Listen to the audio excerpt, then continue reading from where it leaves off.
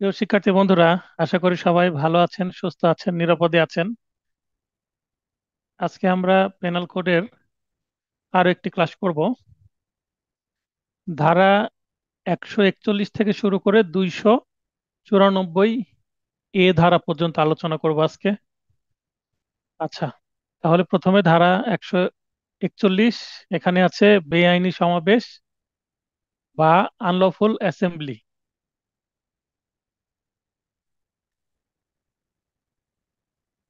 বেআইনি সমাবেশ বা আনলফুল অ্যাসেম্বলি এর সংজ্ঞা আছে 141 ধারায়। 141 ধারায় বলা হচ্ছে, পাঁচ বা ততোধিক ব্যক্তি, মানে ন্যূনতম সংখ্যা হবে পাঁচজন বা তার বেশি, এই ধরনের ব্যক্তি যদি একত্রিত হয়, এক জায়গায় হয়, ওই আড্ডা দেয়, সমাবেশ করে, তাহলে কোনো সমস্যা নাই। কিন্তু তাদের যদি উদ্দেশ্য এরকম হয় যে সরকারি কর্মচারীকে ক্ষমতা প্রয়োগের ক্ষেত্রে বল প্রয়োগ বা ভীতি প্রদর্শন করা, পুলিশ আসছে বা অন্য কোনো সরকারি কর্মকর্তা বা কর্মচারী আসছে, তাদের কাজে বাধা দেওয়া, আইন প্রয়োগে বাধা দান করা, অপরাধমূলক অনধিকার প্রবেশ, জোর করে অন্যের সম্পত্তিতে ওই সম্পত্তির মালিকের বিনা সম্মতিতে প্রবেশ করা, ওই পাঁচজন বা তার বেশি ব্যক্তি একসাথে প্রবেশ যদি করে, বল প্রয়োগ করে বা ভীতি প্রদর্শনের মাধ্যমে সম্পত্তি অর্জন করে, বা কারো কোনো সম্পত্তি, তার যে অধিকার আছে মালিকের, সে অধিকার হতে বিরত রাখে, মানে ভোগ দখলে বাধা সৃষ্টি করে,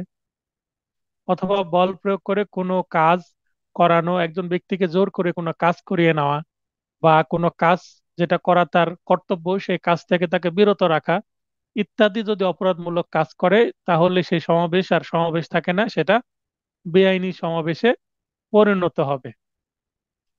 ব্যাখ্যা হচ্ছে, একটি সমাবেশ শুরুতে বেআইনি না থাকলেও পরবর্তীতে বেআইনি সমাবেশে পরিণত হতে পারে। মানে প্রথমে তো ঠিকই ছিল, পরবর্তীতে সমাবেশ শুরু হওয়ার কিছু সময় পর থেকে হয়তো বা বেআইনি আচরণ করতে শুরু করে, তাই বেআইনি সমাবেশ পরবর্তীতে হয়ে যায়।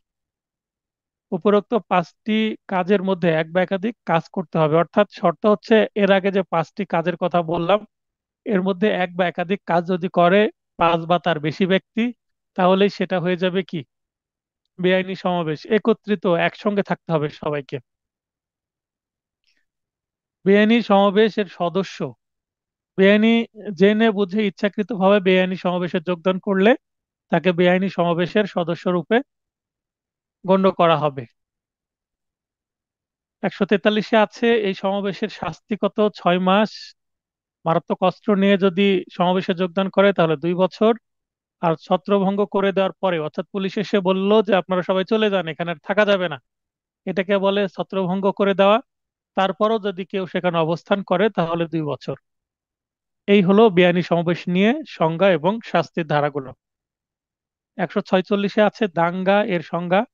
দাঙ্গা বলতে রায়োটিং, ইংরেজি কিছু কথা মনে রাখবেন, সেটা হচ্ছে force or violence is used. তার মানে কোনো আনলফুল অ্যাসেম্বলিতে যদি ফোর্স এবং ভায়োলেন্স, বল প্রয়োগ বা কোনো সহিংসতা ব্যবহৃত হয়, তাহলেই সেটা বেআইনি সমাবেশ থেকে দাঙ্গায় রূপ নেবে। দাঙ্গা মূলত সহিংস বেআইনি সমাবেশকে বোঝায়, সাধারণ উদ্দেশ্যে অর্থাৎ কমন অবজেক্ট থাকবে এবং সবাই সমভাবে দোষী হবে। দাঙ্গার শাস্তি সাধারণত 147 ধারায় আছে 2 বছর। মারাত্মক অস্ত্রে সজ্জিত হয়ে যদি দাঙ্গা করে, এই ক্ষেত্রে কিন্তু দাঙ্গায় অংশগ্রহণকারী প্রত্যেক সদস্যের নিকট অস্ত্র থাকতে হবে। বেআইনি সমাবেশে মারাত্মক অস্ত্র নিয়ে অবস্থান করলে সেটা শাস্তি আমরা দেখলাম, সেখানে উল্লেখ করা নাই যে সবার কাছে অস্ত্র থাকতে হবে। কিন্তু দাঙ্গা হতে হলে প্রত্যেকের কাছে বা প্রতি ব্যক্তির কাছে অস্ত্র থাকতে হবে, সেক্ষেত্রে প্রত্যেকের সাজা হবে 3 বছর করে। সাধারণ উদ্দেশ্যটা কি সেটা আমরা এখানে 149 ধারায় বুঝবো। সাধারণ উদ্দেশ্য বাস্তবকল্পে বেআইনি সমাবেশের প্রত্যেক সদস্য সমভাবে দোষী হবে। তাহলে এই যে বেআইনি সমাবেশে যে যোগদান করছে বা দাঙ্গায় যোগদান করছে, এই ক্ষেত্রে সবার যদি সাধারণ উদ্দেশ্য থাকে একটি বেআইনি কাজ করার, তাহলে এই সাধারণ উদ্দেশ্য বাস্তবায়ন করার জন্য, মানে একটা কাজ করবে সেটা করার জন্য যে অ্যাকশন নিবে তারা, এই অ্যাকশন নেওয়ার জন্য সেখানে উপস্থিত যতজন ব্যক্তি থাকবে, মনে করেন সেখানে 20 জন আছে, 20 জনের মধ্যে 10 জন অ্যাক্টিভলি পার্ট প্লে করলো এবং 10 জন সেখানে জাস্ট উপস্থিত ছিল, কিছুই করেনি, তারপরও এই 20 জনেরই সমান শাস্তি হবে। কারণ সবারই সাধারণ উদ্দেশ্য ছিল এই সেই কাজটি করা। এই কারণেই বেআইনি সমাবেশে যোগদান করাটাই হচ্ছে যথেষ্ট সবার জয়েন্ট লাইবিলিটি বা সমভাবে দোষী সাব্যস্ত করার জন্য। অর্থাৎ সকলের এখানে দায়ী সমান হবে, 34 ধারার মতন। যেহেতু 34 ধারার সাথে এখানে একটু মিল আছে, এখানে একটা ইংরেজি বাক্য আছে, এটা আপনাদের মনে রাখতে হবে: every member of unlawful assembly guilty of offence committed in prosecution of common object. এই লাইনটা তুলে দিতে পারে, দিয়ে বলতে পারে এটা কত ধারার বিষয়বস্তু, 149 ধারার। বা এই লাইনের কোন একটা অংশ শূন্য স্থান পূরণ হিসাবে এমসিকিউ প্রশ্ন আসতে পারে। ধারা 34 এবং ধারা 49, 149-এর মধ্যে পার্থক্যটা আমরা লক্ষ্য করব, কখন 34 হবে কখন 149। খুবই গুরুত্বপূর্ণ। সংখ্যার পার্থক্য হচ্ছে ন্যূনতম 2 জন হতে হবে, অভিন্ন অভিপ্রায় বা কমন অবজেক্ট হওয়ার জন্য 2 জন ব্যক্তি মিলে সলা পরামর্শ বা পরিকল্পনা করবে কোনো কাজের, অন্যায় কাজ কাজ নিশ্চয়ই। সাধারণ উদ্দেশ্য বা কমন অবজেক্ট হতে হলে ন্যূনতম 5 জন, তার বেশি হতে পারে কিন্তু 5 জন। পূর্ব পরিকল্পনা অপরিহার্য। 34 ধারা হলে অবশ্যই থাকতে হবে পূর্ব পরিকল্পনা, প্রি প্ল্যান থাকতে হবে। আর কমন অবজেক্টের ক্ষেত্রে অপরিহার্য নয়, থাকতেও পারে আবার নাও থাকতে পারে। অর্থাৎ ইনস্ট্যান্টলি কেউ একটা সমাবেশ করছিল, করতে করতে সেটা পরবর্তীতে হঠাৎ তাৎক্ষণিকভাবে বেআইনি সমাবেশে রূপদান করতে পারে। তাদের মধ্যে হঠাৎ একটা কমন অবজেক্ট চলে আসতে পারে, মানে আগে থেকে পরিকল্পনা ছিল না যে এরকম কিছু করব, কিন্তু পরিস্থিতি এমন হয়ে গেছে যে একটা স্বাভাবিক শান্তিপূর্ণ সমাবেশ বেআইনি সমাবেশ হয়ে গেছে, তাদের মধ্যে কমন অবজেক্ট গ্রো করেছে ইনস্ট্যান্টলি সমাবেশ চলাকালীন। তাই পূর্ব পরিকল্পনা নাও থাকলেও হবে। আবার পূর্ব পরিকল্পিত ভাবেও কিন্তু আবার বেআইনি সমাবেশ হতে পারে। বেআইনি সমাবেশের সদস্য হওয়া অপরিহার্য নয়, তার মানে 34 ধারা তো বেআইনি সমাবেশের সাথে কানেকশন নাই। আর সাধারণ উদ্দেশ্য অবশ্যই অপরিহার্য, বেআইনি সমাবেশের সদস্য না হলে সাধারণ উদ্দেশ্যের বিষয়টা আসে না। সক্রিয়ভাবে অপরাধ অংশগ্রহণ মানে অ্যাক্টিভ পার্ট প্লে অপরিহার্য, 34 ধারায় প্রত্যেককে কিছু না কিছু কাজ করতে হবে। আর 149 ধারার ক্ষেত্রে কমন অবজেক্টের বিষয় অপরিহার্য নয়, শুধুমাত্র বেআইনি সমাবেশে অংশগ্রহণে যথেষ্ট। অর্থাৎ একটু আগে উদাহরণ দিলাম, 20 জনের মধ্যে 10 জন কাজ করলো, 10 জন বসে থাকলো, শুধু কিছুই করলো না, তারপরেও এই 10 জন দোষী হবে। আর 34 ধারায় সবাইকে কিছু না কিছু করতে হবে, না হলে যে কিছু করবে না সে দোষী হবে না। স্বতন্ত্র অপরাধ, স্বতন্ত্র অপরাধ মানে 34 ধারা কি কোনো স্বতন্ত্র অপরাধ সৃষ্টি করে কিনা? 34 ধারা কোনো স্বতন্ত্র অপরাধ সৃষ্টি করে না। কেউ 2 জন মিলে একটা অপরাধের পরিকল্পনা করলো কিন্তু সেটার বাস্তবায়ন করলো না, তাহলে সেটার অপরাধ হবে না। কিন্তু সাধারণ উদ্দেশ্য নিয়ে কেউ যদি বেআইনি সমাবেশে অংশগ্রহণ করে তাহলেই সেটা অপরাধ, অর্থাৎ এটা ইনচয়েড ক্রাইমের মতো হয়ে যাবে। 157, বেআইনি সমাবেশের জন্য ভাড়াকৃত ব্যক্তিদের আশ্রয় দান। অর্থাৎ বেআইনি সমাবেশ করবে এই ভেবে অন্য এলাকা থেকে কিছু লোকজন নিয়ে এসে আশ্রয় দিয়েছে, যিনি আশ্রয় দিবেন তার 6 মাস সাজা হবে। 160 ধারায় অ্যাফরে বা মারামারি সংজ্ঞা দেওয়া হয়েছে: দুই বা ততোধিক ব্যক্তি প্রকাশ্য স্থানে ঝগড়া করে মনশান্তি ভঙ্গ করলে তাকে মারামারি বলে। এখানে হাতাহাতি না, হয়তোবা মুখে ঝগড়ার মাধ্যমে মারামারি করছে, যে যেখানে সাধারণ মানুষের চলাচল এবং বসবাসের জন্য সমস্যা সৃষ্টি করছে। মারামারি সংগঠনের জন্য ন্যূনতম 2 জন ব্যক্তির অংশগ্রহণ আবশ্যক।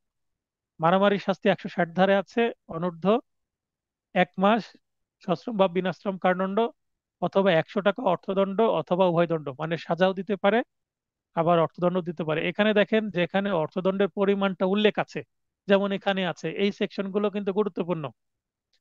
দেখেন এখানে আমি আগে থেকে শ্যাডো করে দিয়েছি হালকা অ্যাশ কালার দিয়ে।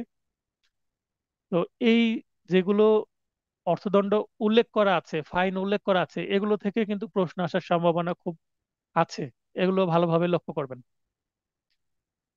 এরপরে আমরা চলে যাই পরের সেকশনে। 161, সরকারি কর্মচারী কর্তৃক বকশিস বা পারিতোষিক বা ঘুষ গ্রহণের চেষ্টা বা উদ্যোগ গ্রহণ। আমরা পড়ছি নবম অধ্যায়, এখানে আছে 161 থেকে 71 সরকারি কর্মচারীর দ্বারা বা বিরুদ্ধে অপরাধ, মানে সরকারি কর্মচারী যদি অপরাধ করে সেইটা, অথবা সরকারি কর্মচারীর সাথে অপরাধ করা হচ্ছে। সরকারি কোনো কর্মচারী বা কর্মকর্তা যদি ঘুষ গ্রহণ করে বা বকশিশ গ্রহণ করে, পারিতোষিক গ্রহণ বা গ্রহণের চেষ্টাকারী সরকারি কর্মকর্তার শাস্তি হবে 3 বছর। এখানে উদাহরণ আছে, সরকারি কর্মচারীর মিথ্যা পরিচয় প্রদান করে কাজ করিয়ে দেওয়ার অজুহাতে বকশিশ বা পারিতোষিক গ্রহণ করলে তা প্রতারণা হবে, সেক্ষেত্রে এই 161 ধারার অপরাধ হবে না। মনে করেন একজন ব্যক্তি সরকারি কর্মচারী না, কিন্তু সে নিজেকে সরকারি কর্মচারী হিসেবে পরিচয় দিচ্ছে, দিয়ে কারো থেকে ঘুষ নিল। তো সে তো নিজে সরকারি কর্মচারী না, এই কারণে 161 ধারার অপরাধ হবে না, সেটা বরং প্রতারণা 415 ধারার অপরাধ হবে। এখানে আরেকটি সংজ্ঞা আছে, গ্র্যাটিফিকেশন। গ্র্যাটিফিকেশনের অর্থ হচ্ছে পারিতোষিক শুধুমাত্র আর্থিক সুবিধা গ্রহণের মধ্যে সীমাবদ্ধ থাকবে না, অর্থাৎ মানে শুধুমাত্র টাকা দিয়ে যে পারিতোষিক বা ঘুষ দেওয়া হবে তা নয়। টাকার বাইরেও মনে করেন কোনো কর্মকর্তাকে একটা মোবাইল ফোন গিফট করে দেওয়া হলো, বা তার বাসায় একটা ফ্রিজ পাঠিয়ে দেওয়া হলো, এগুলোও কি পারিতোষিক। এখন আপনি বলতে পারেন যে এই যে ওষুধ কোম্পানি যারা আছে, ওষুধ কোম্পানির যারা ওই যে মার্কেটিং এর দায়িত্ব পালন করে, চাকরি করে, তারা কিন্তু ডাক্তারদেরকে কি দেয়, বিভিন্ন গিফট দেয়। এখন আবার আমাদের কোর্ট সহ আশেপাশে রাজশাহী শহরের মধ্যে দেখি যে প্যাড বই থেকে শুরু করে বিভিন্ন গিফট আইটেম, তারপরে কিচেন আইটেম, তেল থেকে শুরু করে আহ, পোলাও চাল, তারপরে বিভিন্ন স্যাম্পল ঔষধ, তারপরে কসমেটিক্স, তারপরে বাথরুমের যে প্রোডাক্ট গুলো আছে, সেই ধরনের অনেক প্রোডাক্ট তারা গিফট করে বিভিন্ন ওষুধ কোম্পানির ট্যাগ লাগিয়ে। আচ্ছা, এটা কি পারিতোষিক? অবশ্যই এটা পারিতোষিক, এবং সেটা কি অন্যায় বা অপরাধ এই ধারা অনুসারে। কারণ আপনি একজন সরকারি যে ডাক্তার, সরকারি মেডিকেল কলেজে তিনি ডাক্তার, আপনি তাকে একটা গিফট দিচ্ছেন কি কারণে? আপনার ওষুধ লেখার জন্য, এটা অবশ্যই এই ধারা অনুসারে গ্র্যাটিফিকেশন হবে। কিন্তু এগুলো কেন চলছে? কারণ এটা একটা বড় ধরনের সিন্ডিকেট চলে, ওষুধ কোম্পানির সিন্ডিকেট, যেখানে আমরা ক্ষতিগ্রস্ত হই সাধারণ পাবলিক, আর ডাক্তাররা এখানে অনৈতিকভাবে এই কাজের মধ্যে জড়িয়ে থাকেন। শুধু এটা না, ডাক্তারদেরকে বিদেশে ভ্রমণ পর্যন্ত অফার করা হয়। আমি ওপেন লাইভ ক্লাসে এটা বলছি, এটা অবশ্যই অবৈধ একটি কাজ, এইটা করা নৈতিকতা বহির্ভূত একটা কাজ। বৈধ পারিশ্রমিক বলতে কর্তৃপক্ষ কর্তৃক অনুমোদিত সকল আর্থিক সুবিধাকে বোঝাবে। মানে বৈধ যে পারিশ্রমিক আছে ডাক্তার, এটাকে ইংলিশে বলে লিগ্যাল রেমুনারেশন, এর বাইরে কোনো কিছু যদি কোনো ডাক্তার গ্রহণ করে সেইটাই হবে পারিতোষিক। কোনো কাজ করার উদ্দেশ্যে প্রতিদান গ্রহণপূর্বক উক্ত কাজ না করলে এ ধারা মতে অপরাধ হবে।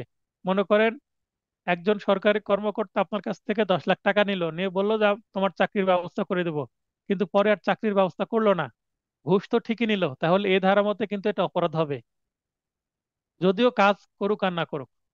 এটা কিন্তু তখন কি হবে না, প্রতারণা হবে না। সরকারি কর্মকর্তা যদি টাকাটা নেয় তাহলে সেটা প্রতারণা হবে না, ঘুষ হবে।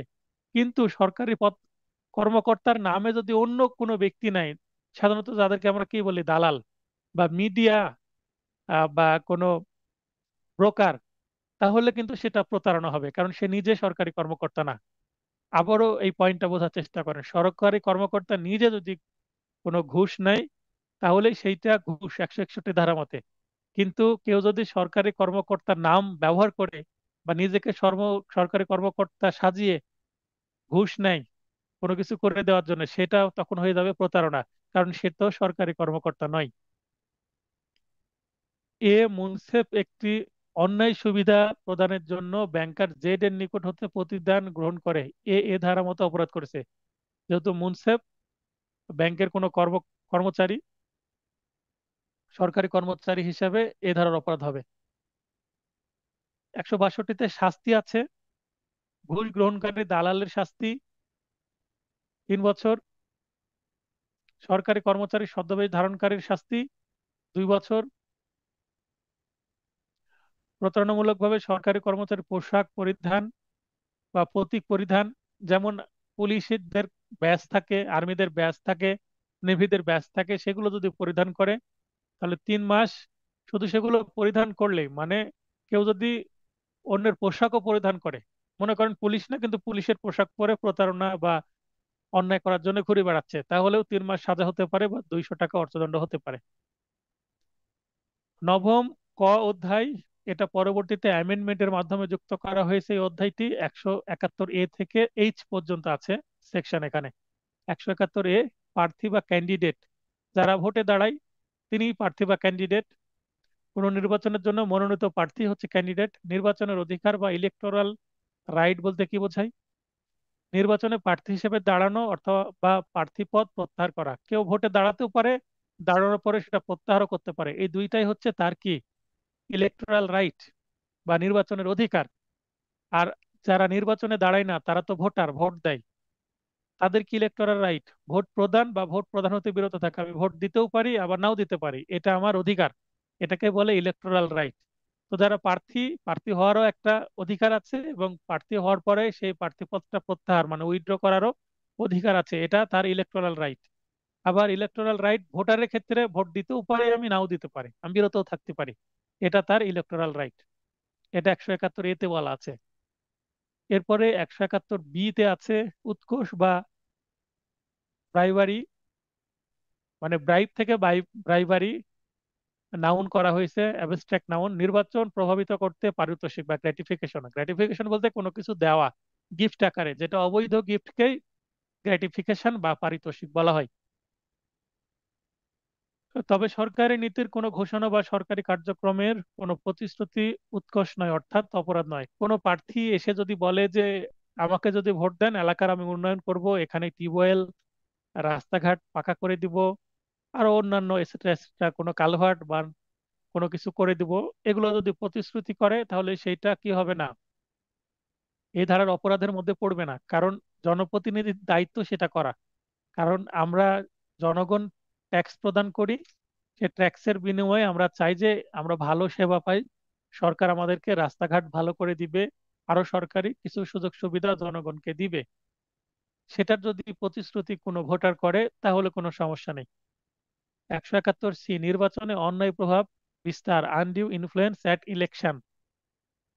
অবাধ ও স্বাধীনভাবে ভোটের অধিকার প্রয়োগে হস্তক্ষেপ করা বা করার উদ্দেশ্যে যে কোনো ক্ষতির ভয় দেখানো। ভোটারকে বললো এই ব্যক্তিকে ভোট না দিলে কিন্তু খবর আছে, ভয় দেখাচ্ছে, বা বিধাতার রোষ অভিশাপে পতিত হবেন মর্মে। অর্থাৎ এখানে অভিশাপের বিষয়, যে এখানে ভোট না দিলে আমি এমন গড় দেওয়া করব বা খারাপ দেওয়া করব যে আপনার ক্ষতি হবে, এই ধরনের কুসংস্কারের ব্যবহার করেও যদি প্রভাব সৃষ্টি করে কেউ। কিছু কিছু এলাকায় হয়তো বা কুসংস্কার প্রচলন আছে, যে কোনো ধর্মীয় যে ব্যক্তি আছে, মসজিদের ইমাম বা কোনো ধর্মপ্রাণ ব্যক্তি অথবা হিন্দুদের যারা পূজা করে, উম, তাদের ব্যবহার করেও যদি এই প্রভাবগুলো বিস্তার করা হয় তবুও এই ধারার অপরাধ হবে। 171 উৎকোষ বা ঘুষের শাস্তি অনূর্ধ্ব 1 বছর সশ্রম বা বিনাশ্রম অথবা অর্থদণ্ড। আর আপ্যায়নের মাধ্যমে ঘুষ প্রদানের শাস্তি, মানে আপ্যায়ন বলতে ভোটের সময় দেখবেন চা নাস্তা করানো হয়, এটা করলে কেবল অর্থদণ্ড দেওয়া হবে, কোনো কারাদণ্ডের বিধান নাই। আপ্যায়ন বলতে ট্রিট। বন্ধুদের মধ্যে কেউ যদি কোনো ভালো অবস্থানে পৌঁছায় তাহলে আমরা বলি দোস্ত ট্রিট দিলা না, মানে খাদ্য পানীয় প্রমোদ বা রসদের মাধ্যমে বকশিসের মতো ঘুষ প্রদান। তো ভোটের সময় দেখবেন যে পাড়ার চা স্টলে কিন্তু অনেক ভিড় হয়, যে চা খায় না নিয়মিত সেও কিন্তু যে বসে থাকে ফ্রি চা খাওয়ার জন্য, এটাকে ট্রিট বলা হচ্ছে বা ট্রিটিং বলা হচ্ছে। এটাও একটা অন্যায় অপরাধ। 171 নির্বাচন সম্পর্কে মিথ্যা বিবৃতি প্রদান করার শাস্তি শুধুমাত্র অর্থদণ্ড হবে। নির্বাচনের ফলাফল প্রভাবিত করার উদ্দেশ্যে কোনো প্রার্থী সম্পর্কে মিথ্যা তথ্য প্রদান করলেও বা প্রকাশ করলেও শুধুমাত্র অর্থদণ্ড হবে। 171 নির্বাচনের জন্য অবৈধ অর্থ প্রদান। কোনো প্রার্থীর লিখিত অনুমোদন ব্যতীত তার পক্ষে জনসভা বা বিজ্ঞাপন বা সার্কুলার ইত্যাদির মাধ্যমে অর্থ ব্যয় করলে শাস্তি হবে। মনে করেন একজন প্রার্থী ভোটে দাঁড়িয়েছে, আমি তার অনেক বড় ফ্যান, আমি নিজ থেকে তার নামে কি তৈরি করছি, পোস্টার তৈরি করছি, বিলবোর্ড তৈরি করে আমি সেগুলো প্রচার করছি, কিন্তু প্রার্থীর সাথে আমার কোনো কি নাই, আহ, অনুমোদন নেওয়া নাই, মানে আমাকে তিনি টাকা দিয়ে এগুলো করাচ্ছেন, আমি নিজ টাকা খরচ করছি, ভবিষ্যতে আমি নেতার মন জয় করে এটার সুবিধা নিব এই কারণে। এটা করলেও কি 500 টাকা অনূর্ধ্ব অর্থদণ্ড হবে। শর্ত হচ্ছে অনুমোদন ব্যতীত 10,000 টাকা পর্যন্ত ব্যয় করা যাবে। সেক্ষেত্রে ব্যয়ের 10 দিনের মধ্যে আবার অনুমোদন নেওয়া যাবে। অর্থাৎ খুব ব্যস্ততার কারণে নেতার সাথে যোগাযোগ করতে পারিনি, আমি 10,000 টাকা পর্যন্ত খরচ করে ফেলতে পারবো, পরে আমি সেটা নেতার থেকে অনুমোদন নিয়ে নিলাম। তার মানে এই টাকার হিসাব করতে হবে। কেন হিসাবটা করতে হবে? কারণ নির্বাচনের পোস্টার থেকে শুরু করে অন্যান্য যে খরচ একটা নির্দিষ্ট অ্যামাউন্ট উল্লেখ করা থাকে। এই অ্যামাউন্টের বাইরে খরচ করতে পারবেন না পোস্টারিং সহ অন্যান্য ক্যানভাস বা বিভিন্ন যে প্রচার কার্যক্রম আছে সেগুলোর জন্য। এখন নেতা অনুমোদন যদি দেয় তাহলে হিসাবটা নেতার কাছে আছে একটা রেজিস্টারে। আর নেতা যদি অনুমোদন না দেয় তাহলে এখানে এই যে সর্বোচ্চ মনে করেন 2 লাখ টাকা খরচ করার একটা বিধান দিল, বা সর্বোচ্চ ছোট যদি ভোট হয় 50,000 টাকা খরচ করা যাবে প্রচারের জন্য। 50,000 টাকার মধ্যে নেতা 50,000 টাকা খরচ করলো এবং তার যে কর্মীরা আছে তারও কিছু কিছু করে খরচ করলো। তো এই যে কিছু কিছু করে খরচ করলো করে এই 50,000-কে বাড়তি করে ফেলবে, তো এইটা নেতার যেন হিসাবের বাইরে না যায়, এই কারণে এই আইনটা করা। মানে সবগুলো নেতার হিসাবের ভেতরেই এবং সর্বোচ্চ যে লিমিট করা হয়েছে সেই লিমিটের মধ্যেই যেন থাকে। আশা করি বিষয়টা বুঝতে পেরেছেন। প্রচারের যে খরচ সেটাকে কন্ট্রোল করার উদ্দেশ্যে এই আইনটা করা হয়েছে। এবং কেউ যদি নেতার অনুমতি ছাড়া কোনো কিছু খরচ করে পরে যেন নেতা আবার নেতা হয়তো বা অনুমতি দিয়েছে, দিয়ে বেশি খরচ করেছে, পরে নেতাকে ধরা হলো কেন আপনি এটা করেছেন, তখন নেতা বলতে পারে যে বাকি দুইজন যে খরচ করেছে 20,000 করে এটা আমার অনুমতি নেয়নি। তো নেতা যেন অন্যদের যে টাকা ব্যবহার করেছে এইটা যেন অস্বীকার করতে না পারে, এই কারণে অনুমতির বিধানটা এখানে রাখা হয়েছে। 10ম অধ্যায় 172 থেকে 190, সরকারি কর্মচারীর ক্ষমতা অবমাননা করা, অর্থাৎ কন্টেম্প্ট করা যেটাকে বলে। 197-87-তে আছে সরকারি কর্মচারীকে কর্তব্য পালনে সাহায্য না করার শাস্তি। পুলিশ কাউকে অ্যারেস্ট করতে আসছে, সামনে দিয়ে চলে যাচ্ছে, এখন আপনি দাঁড়িয়ে আছেন, আপনাকে বললো ওনাকে ধরেন, চলে যাচ্ছে অপরাধী, আপনি ধরলেন না, পুলিশকে সহযোগিতা করলেন না অ্যারেস্ট করতে কাউকে। এটা একটা উদাহরণ দিলাম, আরো উদাহরণ থাকতে পারে। সেক্ষেত্রে আপনার 1 মাস বিনাশ্রম কারাদণ্ড হতে পারে বা 200 টাকা অর্থদণ্ড হতে পারে। এখানে অর্থদণ্ডের পরিমাণ উল্লেখ আছে, মানে গুরুত্বপূর্ণ। অপরাধীকে গ্রেপ্তারকালে সরকারি কর্মচারীকে আবার সাহায্য না করলে 1 মাস, একটু আগে যেটা আমি উদাহরণ দিয়ে বলে দিলাম। 188, সরকারি কর্মচারী কর্তৃক জারিকৃত আদেশ অমান্যকরণের শাস্তি। অনূর্ধ্ব 1 মাস বিনাশ্রম কারাদণ্ড অথবা 200 টাকা, সবগুলোতে 1 মাস এবং 200 আছে। একাদশ, 191 থেকে 229, মিথ্যা সাক্ষ্যদান, খুবই গুরুত্বপূর্ণ একটি অধ্যায়। এখান থেকে প্রশ্ন আসে এবং বাস্তবে আদালতে জেরা করার সময় এটা খুব কাজে লাগে। এই ধারাগুলো মনে করিয়ে দিয়ে আসামিকে ভয় দেখানো যায়। আপনি মিথ্যা সাক্ষী দিচ্ছেন নাকি, মিথ্যা সাক্ষী দিলে কিন্তু আপনার এত ধারা অনুসারে এত বছরের জেল হতে পারে, আবার অর্থদণ্ড হতে পারে, ভয় দেখাতে পারেন। 191, মিথ্যা সাক্ষ্যদান বা গিভিং ফলস এভিডেন্স, এর সংজ্ঞা এখানে দেওয়া হয়েছে। মিথ্যা বলে জেনে বা বিশ্বাস করে মিথ্যা বিবৃতি প্রদান, মানে সাক্ষী নিজে জানে যে এটা মিথ্যা কথা, তারপরে সে মিথ্যা কথাটা যদি বলে তাহলে সেটা অবশ্যই মিথ্যা সাক্ষ্যদান হবে। কিন্তু সাক্ষী যদি না জানে যে এটা, যে কথাটা সে বলছে, সাক্ষী জানে এটা সত্য তাই সত্য বলছে, হয়তোবা বাদী তাকে শিখিয়ে দিয়েছে, সে আদৌ জানে না এটা সত্য না মিথ্যা, তো মিথ্যা বলে জেনে শুনে যদি সাক্ষী দেয় তাহলে এই ধারার অপরাধ হবে। এখানে ইংরেজি যে বাক্যটা আছে অবশ্যই নিজেরা পড়ে নেবেন। পড়ার পরে যদি বুঝতে সমস্যা হয় আমাকে মেসেজে প্রশ্ন করবেন, আমি হোয়াটসঅ্যাপের মেসেজের উত্তর দিয়ে দেব। ব্যাখ্যা হচ্ছে মৌখিক বা অন্য যে কোনো মিথ্যা বিবৃতি প্রদান করলে মিথ্যা সাক্ষ্যদান বোঝাবে। উদাহরণ, এ বিয়ের পক্ষে জেড এর বিরুদ্ধে আদালতে 100 টাকার বিনিময়ে এই মর্মে মিথ্যা সাক্ষ্য প্রদান করে যে সে জেডকে বিয়ের দাবিকৃত বিষয়টি অস্বীকার করতে শুনেছে। এ মিথ্যা সাক্ষ্য প্রদান করেছে, মানে টাকা 1,000 টাকা নিয়ে মিথ্যা সাক্ষী দিচ্ছে আদালতে, বাদী যেভাবে শিখিয়ে দিয়েছে সেভাবে। এ শপথপূর্বক একটি নির্দিষ্ট স্বাক্ষরকে জেড এর স্বাক্ষর নয় জেনেও এই মর্মে মিথ্যা সাক্ষ্য প্রদান করে যে এটি জেড এরই স্বাক্ষর।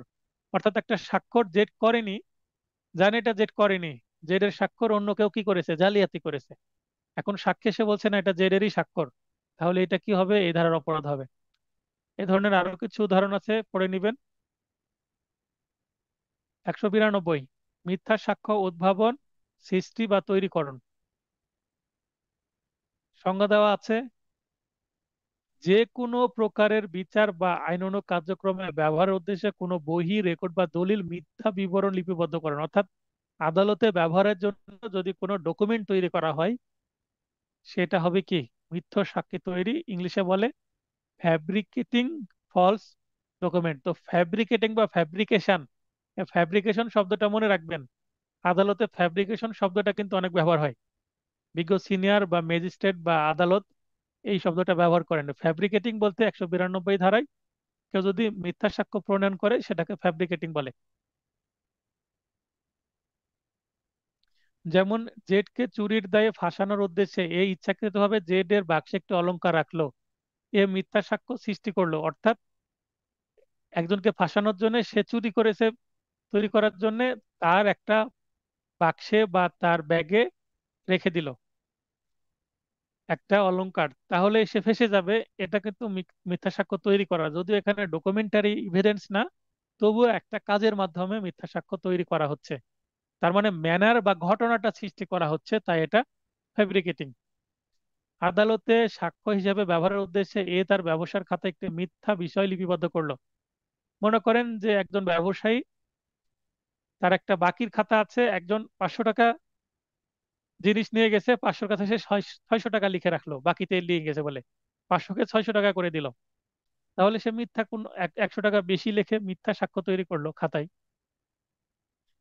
193, মিথ্যা সাক্ষ্য দান বা মিথ্যা সাক্ষ্য সৃষ্টির শাস্তি হচ্ছে 7 বছর প্লাস অর্থদণ্ড। বিচার বিভাগে বা বৈচারিক কার্যক্রমে যদি হয়, মানে জুডিশিয়াল প্রসিডিং এ যদি কেউ মিথ্যা সাক্ষী দেয় আদালতে এসে, বা আদালতের কোনো কার্যক্রমে যদি মিথ্যা সাক্ষী দেয়, তাহলে 7 বছরের কারাদণ্ড হবে। আর যদি আদালতের বাইরে অন্য ক্ষেত্রে হয় তাহলে 3 বছর। সামরিক আদালত, যেটাকে কোর্ট মার্শাল বলা হয়, বিচার বিভাগীয় যে কোনো তদন্ত ও বৈচারিক কার্যক্রম এ এ ধারা মতে বিচার বিভাগীয় মামলার স্তর হিসেবে গণ্য হবে। মনে করেন কোর্ট মার্শালে কেউ মিথ্যা সাক্ষী যদি দেয় তাহলে 7 বছর।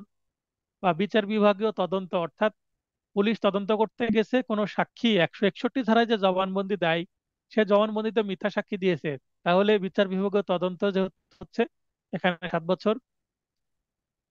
আর এর বাইরে যে বিষয়গুলো আছে সেখানে যদি মিথ্যা সাক্ষী দেয়, তাহলে যেমন কোনো সালিশ কার্যক্রম, সালিশ কার্যক্রম বিচার বিভাগীয় কার্যক্রম নয়, সেখানে মিথ্যা সাক্ষী দিলে 3 বছর সাজা হবে, 7 বছর হবে না। আবার এডিআর, অল্টারনেটিভ ডিসপিউট রেজলিউশনের ক্ষেত্রে কেউ যদি মিথ্যা সাক্ষী দেয়, তাহলে সেটা কি হবে? 3 বছর হবে, কারণ এডিআর বিচার বিভাগীয় কার্যক্রমের একটা বাইরের বিষয়।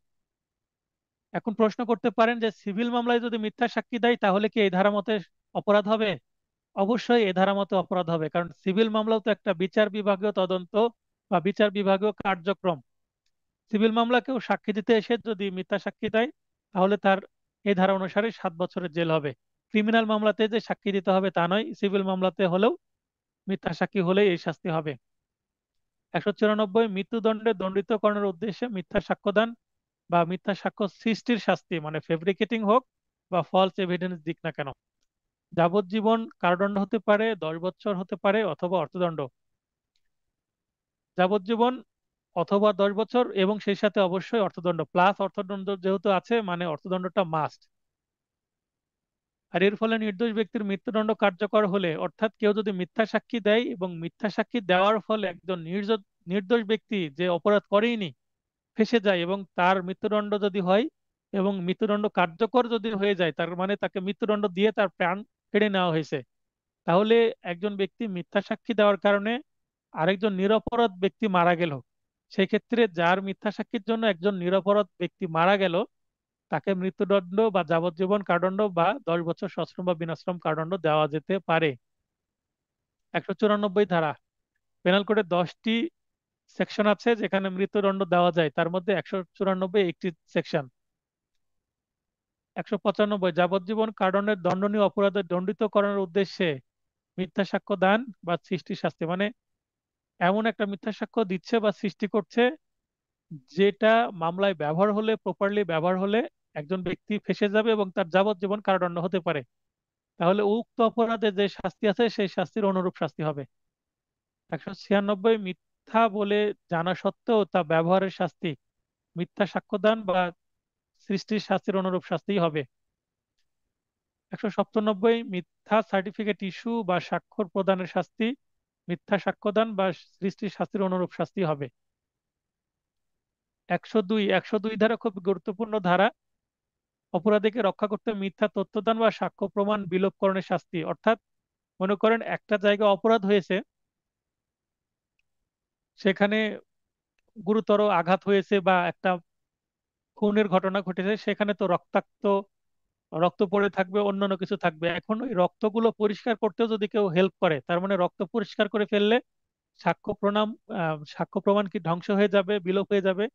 তো এই যে কোনো সাক্ষ্য প্রমাণ যেটা জব্দ করা যেত বা এখানে ফরেনসিক একটা ইনভেস্টিগেশনের বিষয় হতো, সেটাকে যদি কেউ টেম্পার বা নষ্ট করে বা কোনো তথ্য গোপন করে, কোনো কিছু জিজ্ঞাসা করা হলো মিথ্যা তথ্য দিল, সেক্ষেত্রেও 102 ধারা অনুসারে অপরাধ হবে।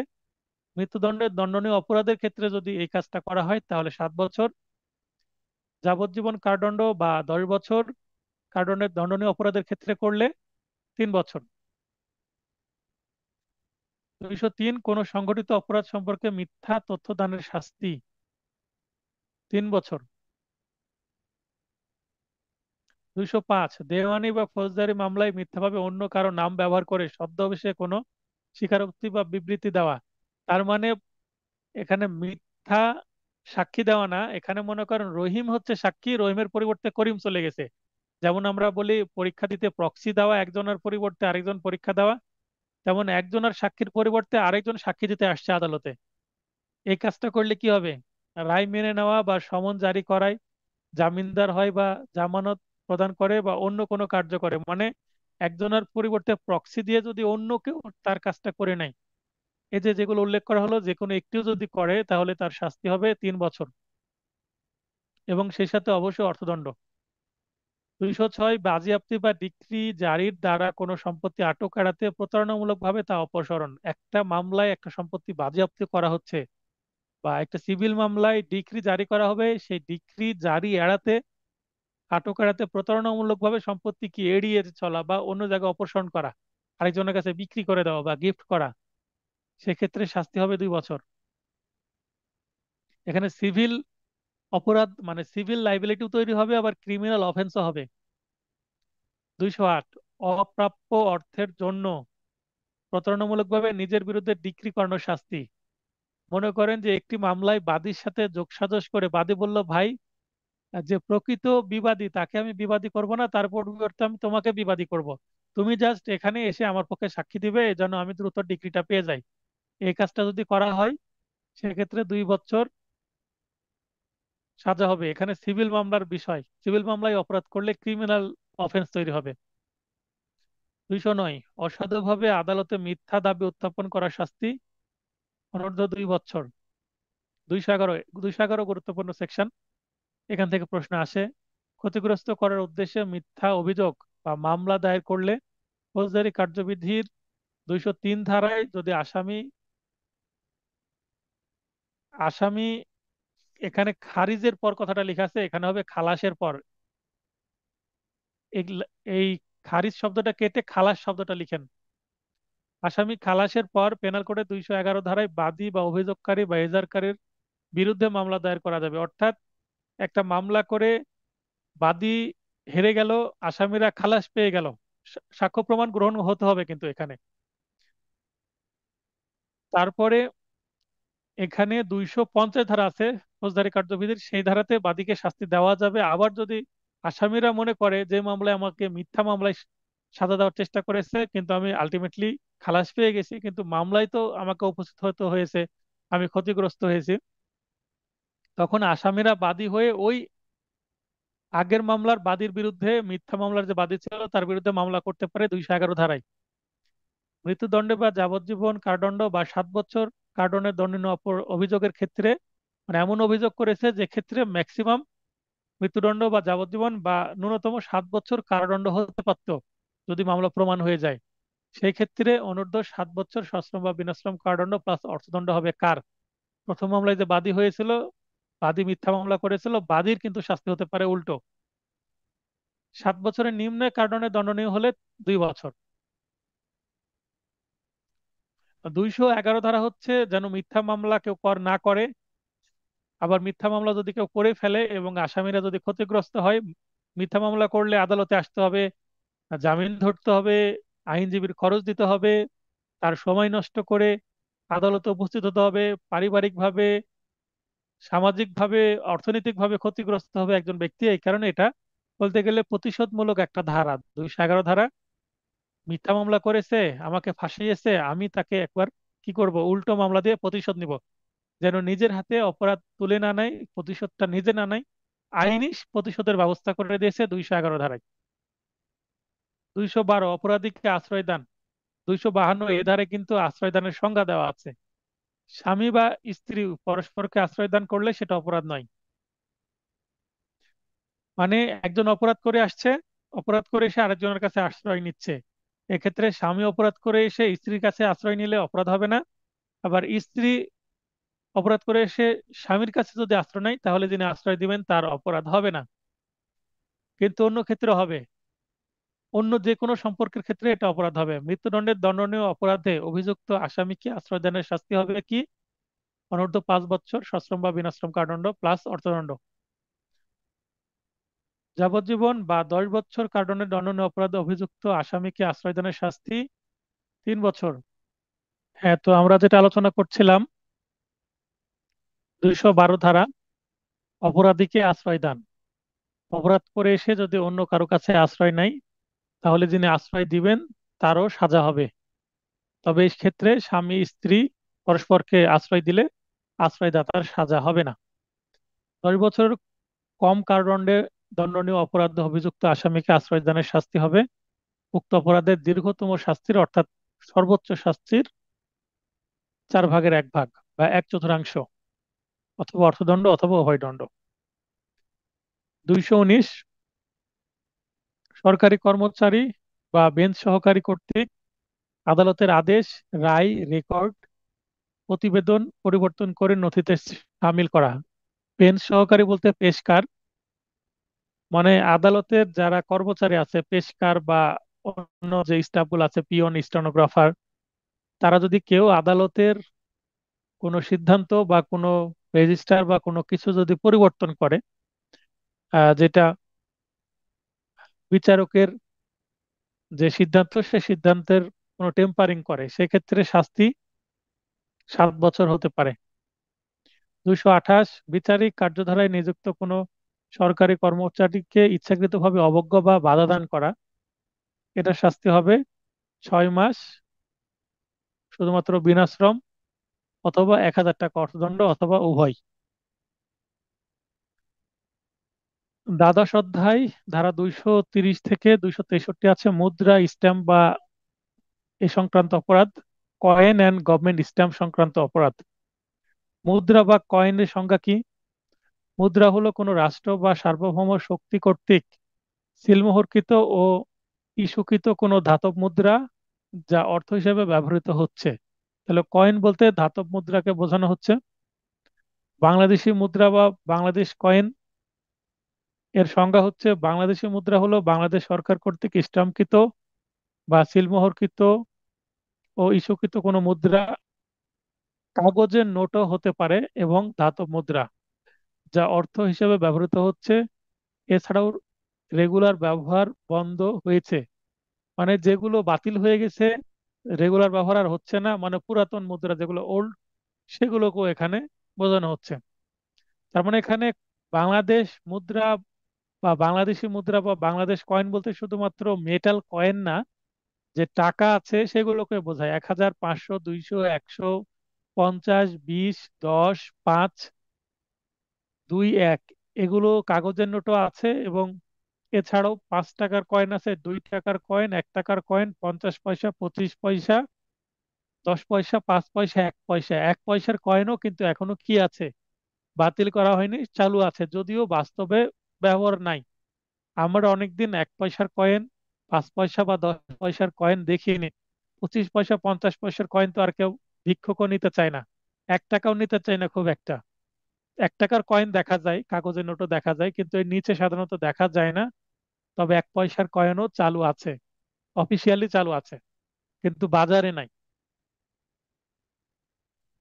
এখানে কড়িস আর নট কয়েন, অর্থাৎ কড়িসমূহ মুদ্রা নয়। যেমন আগে কড়ির ব্যবহার হতো, বা এখনো কিছু হয়তো বা যারা উপজাতি আছে বা সাঁওতাল বা যারা সাপুড়ে, তাদের মধ্যে হয়তো বা কড়ি প্রচলন থাকতে পারে নিজেদের কমিউনিটির মধ্যে। তো এইটা কিন্তু সরকারি অনুমোদিত কোনো কিছু না। তারপরে lumps or of unstamped copper through used as money, though used are money are not coin, অর্থাৎ কিছু কিছু হয়তো বা স্ট্যাম্পবিহীন তাম্রপিণ্ড, তাম্র বলতে তামা, তামার টুকরা অর্থ হিসেবে ব্যবহৃত হলেও তা মুদ্রা নয়। অর্থাৎ আনঅফিসিয়ালি কোনো কমিউনিটিতে যদি তামার টুকরা নিজেরা ব্যবহার করে থাকে মুদ্রা হিসাবে, সেটা তাদের মধ্যে হতে পারে, কিন্তু সেইটা বাংলাদেশ মুদ্রা হিসাবে বা সেটা এমনিতে মুদ্রা হিসাবে তার কোনো কি নাই, অর্থগত ভ্যালু নাই। Medals R not coin. Medal সেটা এমনি ইমিটেশনের হোক না কেন, বা কোনো ব্রোঞ্জের হোক বা কোনো রূপার মুদ্রা হোক, মানে গোল্ড বা সিলভার বা ব্রোঞ্জ, এ ধরনের যে মেডেল গুলো আছে, বা এমনি বাজারে আমরা যে মেডেল গুলো পাই হয়তো বা টিন বা এমনি মেটাল তৈরি, লোহার তৈরি। আর গ্রামে আমরা যে ক্রিকেট বা ফুটবল খেলি সেখানে হয়তো বা মেডেল ব্যবহার করি বাজার থেকে কিনে অল্প দামের। তো সেগুলো হতে পারে, এগুলো কোনো কিছুই কিনা, মুদ্রা না। যদি গোল্ড কয়েনও হয়, সরি গোল্ড মেডেলও হয়, যেটার হয়তো বা অর্থনৈতিক ভ্যালু আছে, সেটা গলিয়ে সোনা পাওয়া যাবে, পিওর খাঁটি সোনা কিছু না কিছু পাওয়া যাবে, সেইটা কিন্তু কয়েন হিসেবে ব্যবহার করা যাবে না।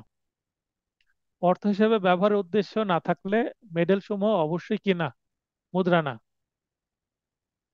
কোম্পানির টাকা হিসেবে আখ্যায়িত মুদ্রা রানের মুদ্রা তথা বাংলাদেশের মুদ্রা হিসেবে গণ্য হবে। কোম্পানির টাকা, এখানে কোম্পানির টাকা ইজ দ্য কুইন্স কয়েন, এইটা কোনটা বোঝাচ্ছে? কুইন বলতে এখানে ব্রিটিশের যে কুইন, অর্থাৎ কোম্পানি বলতে এখানে ইস্ট ইন্ডিয়া কোম্পানিকে বোঝানো হচ্ছে। যখন ভারতে উপমহাদেশে ইস্ট ইন্ডিয়া কোম্পানি এসেছিল, শাসন করত, তখন কুইন্স কয়েন বলে একটা কয়েন প্রচলন ছিল, সেটাকেও কিন্তু কয়েন হিসেবে গণ্য করা হবে এবং সেটাকে বাংলাদেশি কয়েনের মর্যাদা দেওয়া হয়েছে। যদিও বাস্তবে আমরা এটা এখনো দেখতে পাচ্ছি না, কিন্তু এগুলো হয়তো বা আমরা কোথায় দেখতে পাবো? কারো ব্যক্তিগত কালেকশনে, বা অবশ্যই সেটা কোথায় আছে? জাদুঘরে আছে। তো এগুলো বাংলাদেশি মুদ্রার মর্যাদা পেয়েছিল ওই সময়, এই আইন যখন তৈরি করা হয়েছে তখন। তো বর্তমানে কিন্তু সেটার বাজারে প্রচলিত নয়, তারপরেও কয়েনের মর্যাদা পেয়েছে সেটা। আরেকটা হচ্ছে ফারাখাবাদ টাকা, যা ভারত সরকারের কর্তৃত্বাধীনে মুদ্রা হিসেবে ব্যবহৃত হতো, তাও বাংলাদেশি মুদ্রা হিসেবে গণ্য হবে। যদিও তা আর ব্যবহৃত হয় না। কেন হবে? কারণ ভারত, পাকিস্তান এবং বাংলাদেশ একই রাষ্ট্র ছিল। ওই সময় ফারাখাবাদটা যে টাকা প্রচলন ছিল ভারতীয় উপমহাদেশে, ওই সময় সেইটা ভারত, বাংলাদেশ এবং ইন্ডিয়া, মূলত ইন্ডিয়ার জন্য বা ইন্ডিয়ান সাবকন্টিনেন্টের জন্য প্রচলন ছিল। তাই যখন পাকিস্তান এবং ভারত আলাদা হলো, তখনও পূর্ব পাকিস্তান এবং পশ্চিম পাকিস্তানের জন্য ফারাকাবাদ প্রচলন ছিল। তারপরে যখন 1971 সালে বাংলাদেশ আলাদা হয়ে গেল, তখনও যদি কারো কাছে ফারাকাবাদ থেকে থাকে, সেটার কি মুদ্রাগত মূল্য আছে, বাজারে প্রচলিত না থাকলেও সেটা ব্যাংকে জমা দিলে সমপরিমাণ টাকা পাওয়া যাবে। এই কারণে, তার মানে পূর্বে যেটা অথেন্টিক কোনো কয়েন ছিল, সেটা বর্তমানে প্রচলিত না থাকলেও সেটাকে অথেন্টিক ধরে নেওয়া হবে। এখন আমি এই যে উপরে যতগুলো কিছু পড়লাম, সেগুলোকে মুদ্রা এবং মুদ্রা নয়, আর দুইটা কলামে আমি আপনাদেরকে দিয়ে দিয়েছি উদাহরণগুলো, যেন আপনাদের কোনটি মুদ্রা নয় বা কোনটি মুদ্রা, এই ধরনের প্রশ্ন আসলে সহজে উত্তর করতে পারেন। তাহলে আর উপরের গুলো ভালোভাবে না পড়লেও হবে। কড়িসমূহ মুদ্রা নয়, স্ট্যাম্পবিহীন তাম্রপিণ্ড মানে তামার টুকরা, এখন তামার টুকরা মুদ্রা নয় বলা হয়েছে। এখন যদি বলি লোহার টুকরা, বা এখানে সোনার টুকরা বলি, বা এখানে যদি বলি যে রূপার টুকরা বা চাঁদির টুকরা, সেগুলো কিন্তু মুদ্রা নয়। মেডেল সমূহ, আবার gold coin, coin gold coin হতে পারে, সোনার কয়েন, সেটাও কিন্তু মুদ্রা নয়, যদিও সেটা কয়েন। কিন্তু এখানে অথেন্টিক বা সরকারি যেহেতু স্ট্যাম্প থাকে না, তাই সেটা কি না, মুদ্রা না। স্ট্যাম্পবিহীন বা সিলমোহরবিহীন যে কোনো ধাতব পিণ্ড, ধাতব পিণ্ড বলতে যে কোনো ধাতুর পিণ্ড, সেটা কি না, মুদ্রা না। যদি কাঠ দিয়ে তৈরি হয়, কাঠ গোল করে কেটে সেটা মুদ্রার আকার দেওয়া হয়, সেটাও কিন্তু কি হবে না, মুদ্রা হবে না। স্ট্যাম্পকৃত বা সিলমোহরকৃত ও ইস্যুকৃত কোনো মুদ্রা, সেটা কাগজের হোক এবং সেটা ধাতুর হোক না কেন, কয়েন হোক বা কোনো ব্যাংক নোট হোক, কাগজের paper note or metal coin, সবগুলি কি মুদ্রা, সেটাতে যদি স্ট্যাম্প থাকে এবং সিলমোহর থাকে। দেখবেন বাংলাদেশের মুদ্রাতে এখানে বাংলাদেশ ব্যাংক শব্দটা থাকবে, এবং সরকারি মুদ্রা হলে অবশ্যই সরকারের কি থাকবে এখানে, কর্তৃত্ব, যে শাপলা চিহ্ন আছে আমাদের বাংলাদেশের জাতীয় যে প্রতীক শাপলা চিহ্ন, সেটা থাকবেই সরকারি মুদ্রাতে। আর যদি ব্যাংক নোট হোক, বাংলাদেশ ব্যাংকের সিলমোহর থাকবে। কোম্পানির টাকা বা রানীর টাকা এবং ফারাকাবাদ, এগুলো হচ্ছে মুদ্রা। তাহলে বামে আছে মুদ্রা নয়, ডানে হচ্ছে যেগুলো মুদ্রা, সেগুলোর উদাহরণ দিয়ে দিয়েছি। 231, মুদ্রা জালকরণের শাস্তি। তাহলে মুদ্রা কি আমরা জানলাম আগের ধারাতে, 230-এ মুদ্রার সংজ্ঞা উদাহরণ সহ, কোনগুলো মুদ্রা কোনগুলো মুদ্রা নয় সেগুলোও জানলাম। এবার মুদ্রাকেও যদি জাল করে, মানে টাকা নোট মানে নকল করে, সেক্ষেত্রে কি হবে, জাল মুদ্রা সৃষ্টি করলে 7 বছর।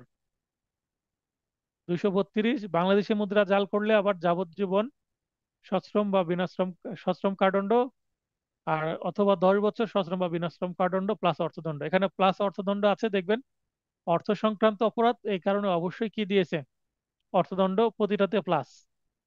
242, জ্ঞাতসারে জাল মুদ্রা দখলে রাখা শাস্তি। আপনার কাছে একটা 100 টাকা বা 500 টাকা বা 1000 টাকার নোট, জাল নোট চলে আসলো, আপনি জানলেন এটা জাল নোট, তারপরেও সেটা আপনি নষ্ট করলেন না বা কোথাও জমা দিয়ে দিলেন না, এবং নিজের কাছে রেখে দিলেন। এক বা একাধিক নোট আপনার কাছে পাওয়া গেলে আপনি অপরাধী হবেন এবং আপনার 3 বছরের সাজা হতে পারে। 255, সরকারি স্ট্যাম্প মানে রাজস্ব জালকরণের শাস্তি। আমরা যে স্ট্যাম্প ব্যবহার করি, সেটা নন জুডিশিয়াল হোক বা জুডিশিয়াল স্ট্যাম্প হোক না কেন, সেগুলো যদি জাল করে কেউ, তাহলে সেটা যাবজ্জীবন অথবা 10 বছর শাস্তি হতে পারে। 259, জাল সরকারি স্ট্যাম্প দখলে রাখার শাস্তি। আপনি জাল করলেন না ঠিকই, কিন্তু আপনার দখলে আছে, অন্য জাল করেছে, আপনি ডিস্ট্রিবিউশন করার জন্য নিজের কাছে রেখেছেন, আপনি সুযোগ বুঝে কাউকে এটা সেল করবেন। মানে যারা স্ট্যাম্প ভেন্ডার, তাদেরকে টার্গেট করে, স্ট্যাম্প ভেন্ডার মানে যারা স্ট্যাম্প বিক্রয় করে, তাদেরকে টার্গেট করে এই সেকশনটা তৈরি করা হয়েছে। 7 বছর এখানে কারাদণ্ড হতে পারে ম্যাক্সিমাম। ত্রয়োদশ, মানে 13 অধ্যায়, 264 থেকে 267, ওজন মাপকাঠি সংক্রান্ত অপরাধ। 264 64, ওজনের জন্য মিথ্যা যন্ত্র প্রতারণামূলকভাবে ব্যবহারের শাস্তি। মিথ্যা যন্ত্র বলতে দাড়ি পাল্লা, দাড়ি পাল্লাতে যদি ফ্যার থাকে, ফ্যার বলতে এই যে মাঝখানে দড়ি বাঁধা থাকে, উপরে চেড়ে ধরে, দুই পাশে পাল্লা থাকে, মানে যদি দুই পাশে কোনো কিছু দেওয়া না হয়, এভাবে যদি চেড়ে ধরা হয়, তাহলে সমান নয়, একদিকে একটু কি হয়ে থাকবে, নিচু হয়ে থাকবে, এবং একদিকে উঁচু হয়ে থাকবে। এটাকে আমরা সাধারণ ভাষায় বলি ফের থাকা বা ফ্যার থাকা, আমাদের গ্রামের ভাষায় বলে। মনে করেন যে 25 গ্রাম কম বেশি আছে, তো এই 25 গ্রাম প্রতিবার ওজনের সময় কি করবে, যে জিনিস বিক্রয় করছে সে ঠকাবে অন্য ব্যক্তিকে।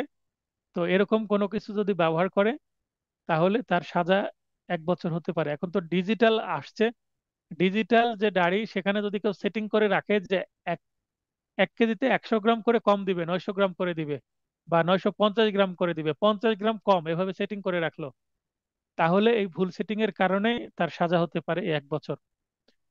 265, মিথ্যা ওজন ও মাপ প্রতারণামূলকভাবে ব্যবহারের শাস্তি। কেউ যদি ইচ্ছাভাবে সেটা ব্যবহার করে এবং কাউকে ঠকায়, তাহলে 1 বছর সাজা হবে। 266, জ্ঞাতসারে মানে জেনে বুঝে মিথ্যা যন্ত্র মাপ বা বাটখারা দখলে রাখা শাস্তি।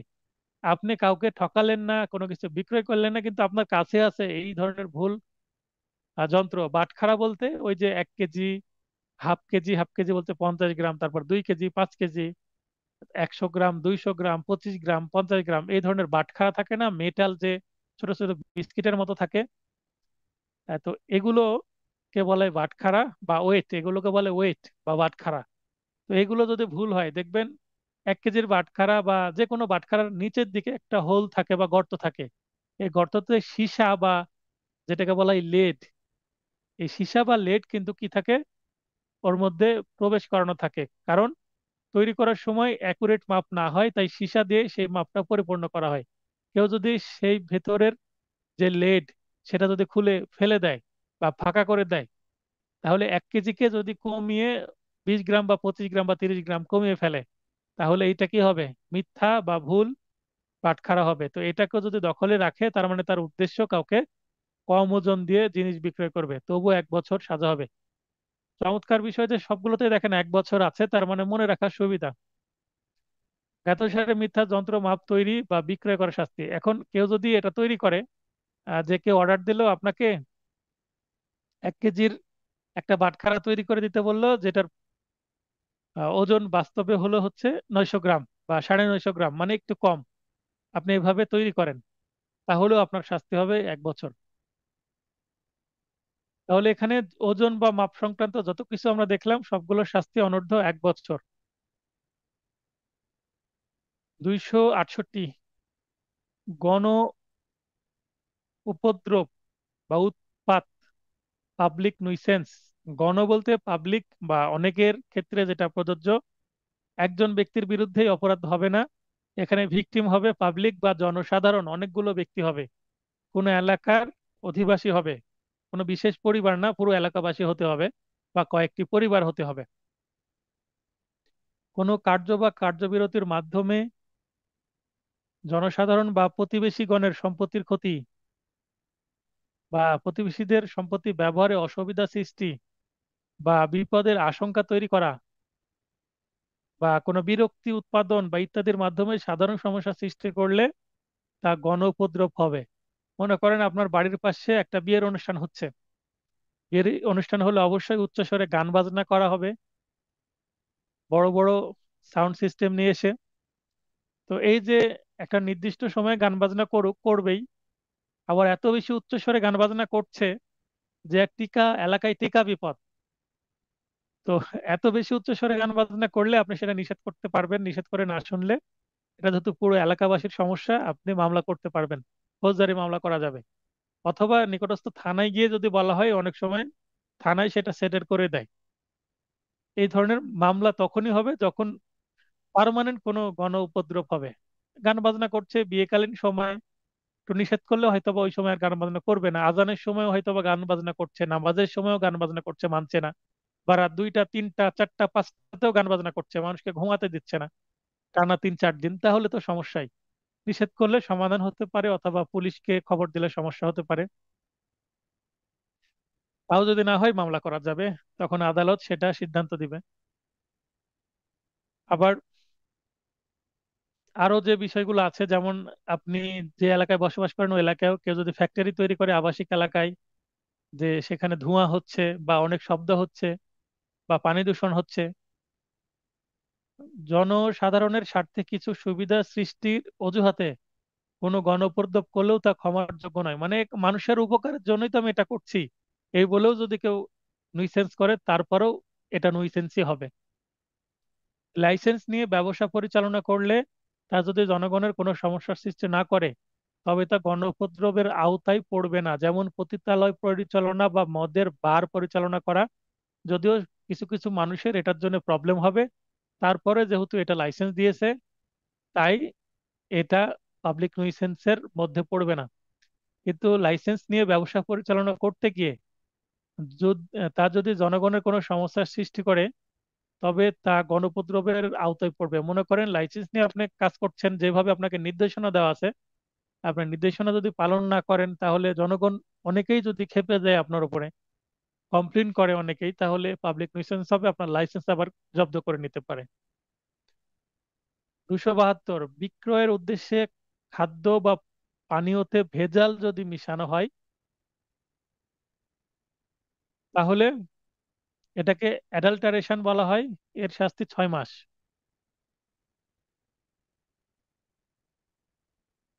অথবা 1000 টাকা অর্থদণ্ড। 279, রাজপথে বেপরোয়া গাড়ি চালানো বা অশ্ব আরোহণ, অশ্ব আরোহণ মানে ঘোড়ায় চড়া, এর শাস্তি হবে বেপরোয়া মানে র্যাশ ড্রাইভিং। র্যাশ ড্রাইভিং শব্দটি আমরা ভালো বুঝি, 3 বছর অথবা 1,000 থেকে 5,000 টাকা অর্থদণ্ড। এই যে 279, এটা প্রশ্ন আসতে পারে কিন্তু বাস্তবে এটার ব্যবহার নাই, কারণ এই পরিবহন সংক্রান্ত আলাদা আইনই আছে আমাদের, তাই পেনাল কোডের এই আইনটা সেখানে কাজে লাগবে না। যেমন 376 ধারায় রেপের শাস্তি, এইটা কাজে লাগে না বাস্তবে, কিন্তু মনে রাখতে হবে যেহেতু আইন বাতিল করা হয়নি, ধারা বাতিল করা হয়নি, নারী ও শিশু নির্যাতন দমন আইন আলাদা হয়ে গেছে, তাই 276 ধারা সেই আইন হয়ে গেছে। ওই আইনের 9 ধারায় আছে, সেগুলো 9-এর 1, 2 এই ধারাগুলোতে রেপের শাস্তির বিধান আছে। তেমনি এই ধারাটা এই যে সড়ক পরিবহন সংক্রান্ত যে আইন, সেই আইনে চলে যাবে। কিন্তু আমরা এটা পড়বো কারণ এখান থেকে এমসিকিউ প্রশ্ন আসতে পারে। 288, দালান ভাঙ্গা বা মেরামতকালে অবহেলামূলক আচরণ। দালান ভাঙতে গিয়ে যদি পাশের বাড়ির কারো দালানের উপরে পড়ে তার দালান ভেঙে যায় বা কোনো মানুষ হতাহতর সৃষ্টি করে, দালান থেকে কোনো ইট খসে গিয়ে যদি কারো গায়ে পড়ে সে আহত বা নিহত হয়, সেক্ষেত্রে এই শাস্তি হতে পারে 6 মাস। এখানে খুব কমই করা হয়েছে, 6 মাস মাত্র, আরো বেশি হওয়া উচিত এগুলো। 292, অশ্লীল বা অবসিন। অশ্লীল এর ইংলিশ হচ্ছে অবসিন, সিন মানে দৃশ্য, তার আগে অভিযুক্ত করা হয়েছে প্রিফিক্স মানে অবসিন। অবসিন বলতে অশ্লীল কোনো কিছু, সেটা পুস্তক, চিত্রকর্ম বা বস্তু ইত্যাদি হতে পারে। এগুলো বিক্রয় বা ভাড়া দেওয়া বা বিতরণ বা প্রকাশ্যভাবে প্রদর্শন বা প্রস্তুত বা আমদানি, রপ্তানি বা সংরক্ষণ বা বিজ্ঞাপন ইত্যাদি করলে শাস্তি হবে অনূর্ধ্ব 3 মাস। ব্যতিক্রম হচ্ছে ধর্মীয় উদ্দেশ্যে সংরক্ষিত ব্যবহৃত পুস্তক, লেখা বা চিত্রকর্ম, প্রতিমা, মূর্তি ইত্যাদি, এগুলো যদি করা হয়, এ বস্তু ইত্যাদি বস্তু এ ধারার ক্ষেত্রে প্রযোজ্য নয়। মনে করেন যখন পূজার সময়, যখন পূজা তৈরি করা হয়, পূজাটা কমপ্লিট হওয়ার আগে যখন জাস্ট মাটি প্রলেপ দেওয়া হচ্ছে, পোশাক পরিধান করা হচ্ছে না, রং করা হচ্ছে না, ওই সময় দেখতে অনেকের কাছে একটু অশ্লীল মনে হতে পারে, কিন্তু সেটা অপরাধ হবে না, কারণ সেটা পূজা তৈরির একটা প্রক্রিয়া বা অংশ। আবার অনেক মন্দির আছে, সেখানে কিন্তু অনেক চিত্রকর্ম আছে যেগুলো হয়তোবা পোশাক ছাড়া অনেক চিত্রকর্ম আছে, সেগুলোকে অশ্লীল মনে হতে পারে, কিন্তু এই ধারা অনুসারে সেটা অশ্লীল না, কারণ সেটা ধর্মীয় গুরুত্ব বহন করে এই কারণে। 293, অল্প বয়স্ক ব্যক্তির নিকট অশ্লীল বা অবসিন বস্তু ইত্যাদি বিক্রয় বা প্রদর্শন যদি করা হয়, তাহলে এই সাজার পরিমাণ ডাবল হয়ে 3 মাস থেকে 6 মাস হয়ে যাবে। 294, প্রকাশ্যে অশ্লীল কার্য বা গান করলে শাস্তি হবে, যেমন পার্কে, রাস্তাঘাটে যদি, আমাদের বাংলাদেশের ক্ষেত্রে এটা প্রযোজ্য, কারণ বাংলাদেশে আইন, রাস্তাঘাটে যদি কোনো ছেলে মেয়ে যদি অশ্লীল কোনো কর্মকাণ্ড করে, হাত ধরে বেড়ালে কি অশ্লীল হবে? এইটা কতটা মনে করেন যে দৃষ্টিকটু দেখাচ্ছে তার উপর ডিপেন্ড করবে। হাত ধরে ঘুরে বেড়ালে সেটা আশা করি যে অশ্লীল সেটা হবে না।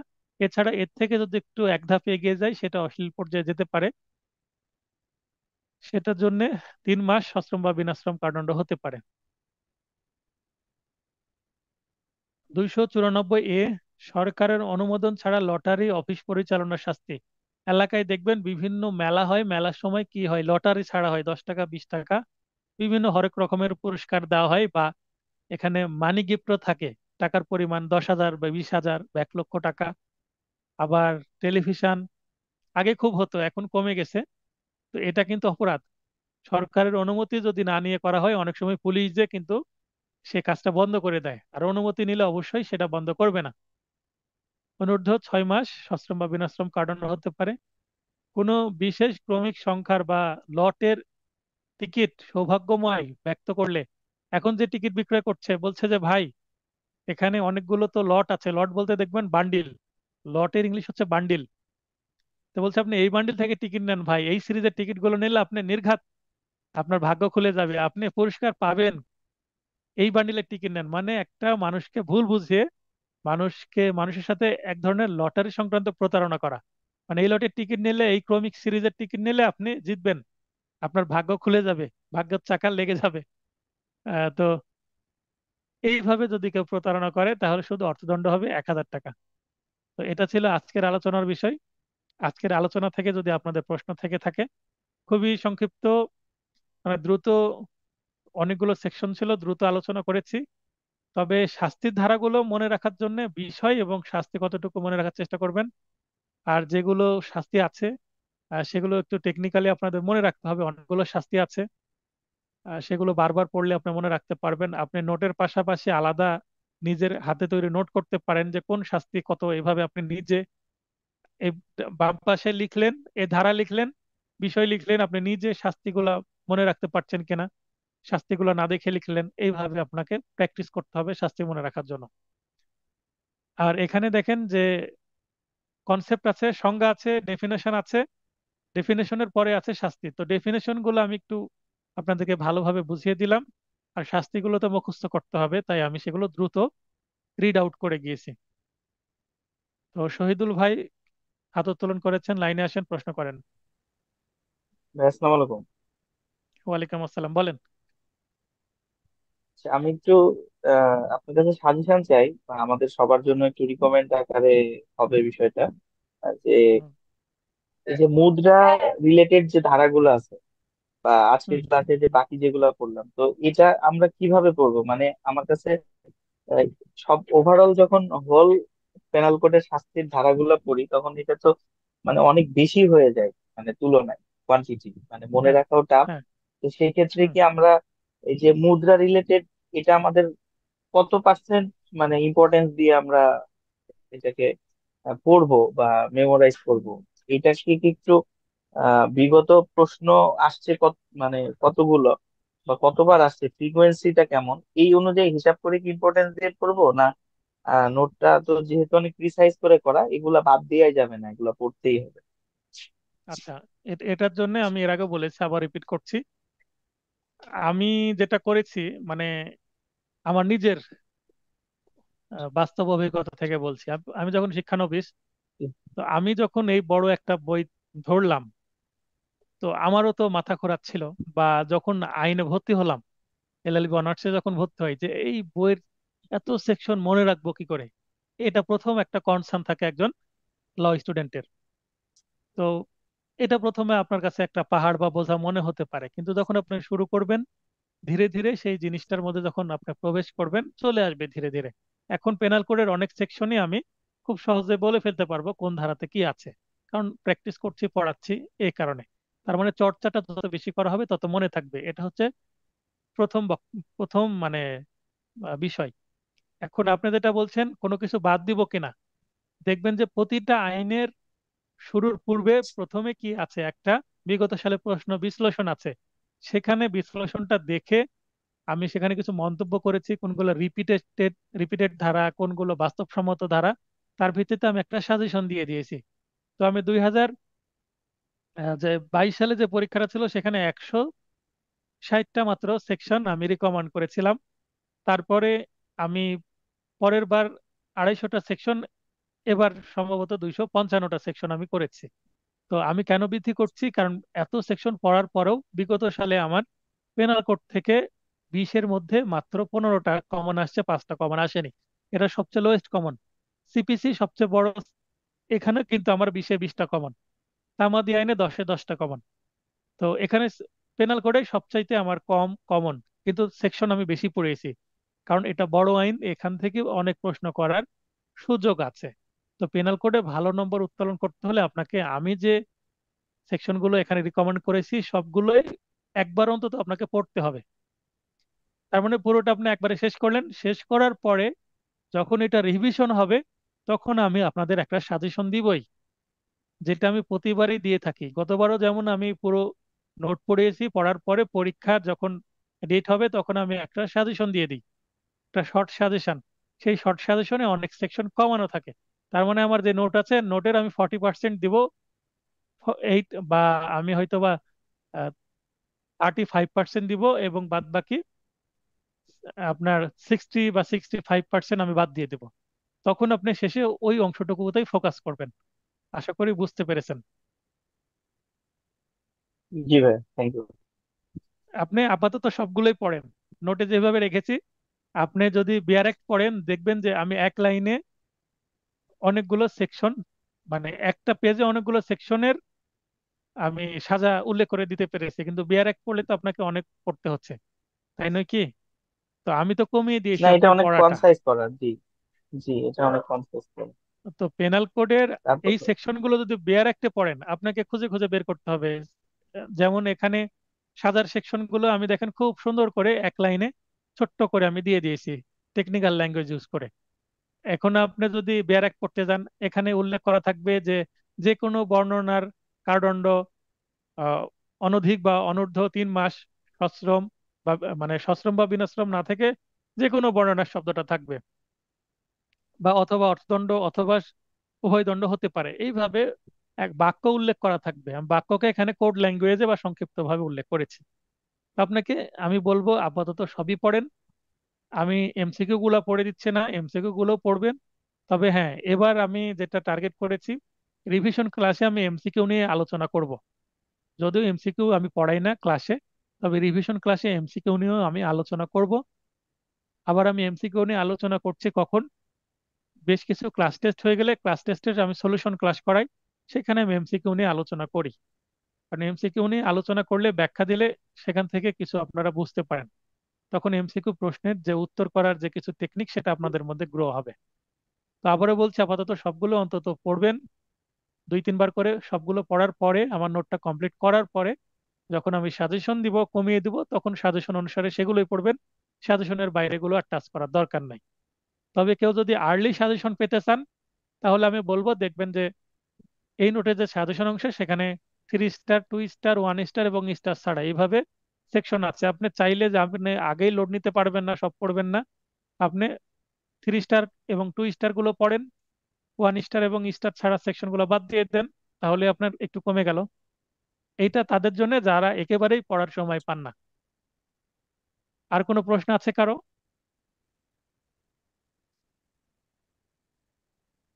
আচ্ছা, কারো যদি প্রশ্ন না থাকে তাহলে আমি ক্লাসটি শেষ করে দিই। সবার সুস্বাস্থ্য কামনা করে ক্লাসটি শেষ করছি। শুভরাত্রি।